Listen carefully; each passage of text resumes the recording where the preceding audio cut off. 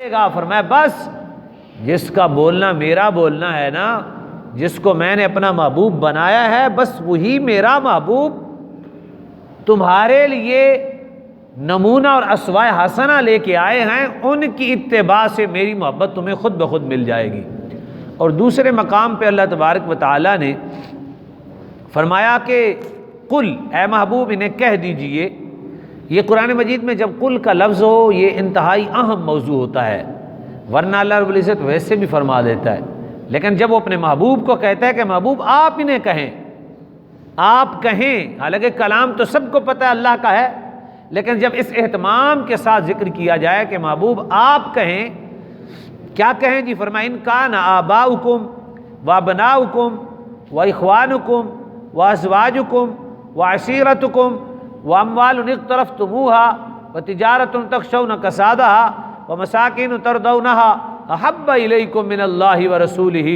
وجہاد فی سبیلہ فتربصوا حتی یأتی اللہ بامرہ واللہ لا یہدی القوم الفاسقین.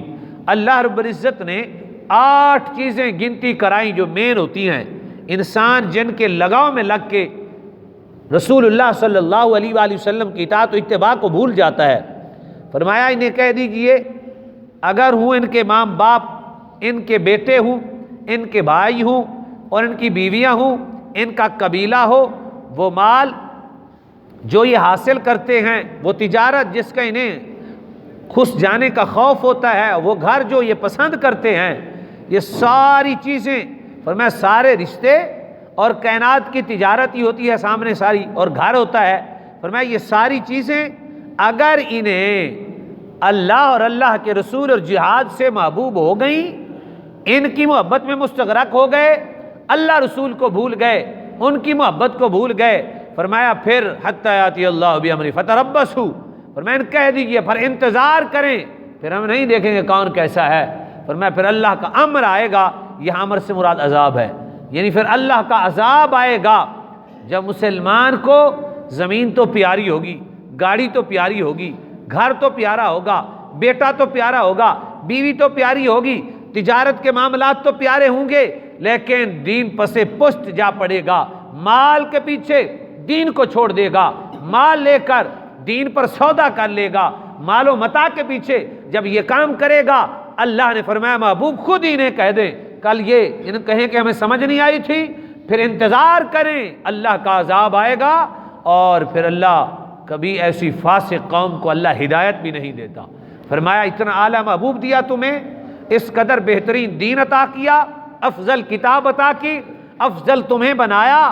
آخری تمہیں بنایا، اور پھر تم اس مال و متاع کے پیچھے دوڑتے ہو جس کی وہم و گمان کے علاوہ کوئی تصور ہی نہیں ہے، اس مال و متاع کے پیچھے دوڑتے ہو جس کا صرف تصور اور تخیل کے علاوہ اور خیال کے علاوہ کچھ بھی نہیں ہے، وہ ظاہری طور پہ بس گننا ہے، لینا ہے، دینا ہے، باقی کھانا سب نے برابر ہے، کس چیز سے کتنا کس کو نفع دینا ہے وہ رب کا کام ہے. اگر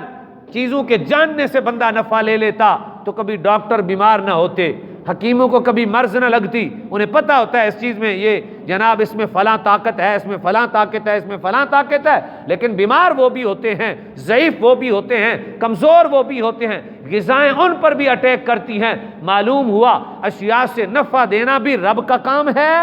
اور انسان کو کھانا کھلانا بھی رب کا کام ہے. فرمایا پھر ان چیزوں کے پیچھے جو میرا کام ہے، نفع بھی میں نے دینا ہے، ان کے پیچھے اگر تم نے اللہ رسول کی محبت کو پسے پشت کر کے ان چیزوں سے محبت کرنا شروع کر دی، فرمایا پھر انتظار کرنا، اللہ کا عذاب آ جائے گا. اس وقت امت مسلمہ اسی لپیٹ میں ہے.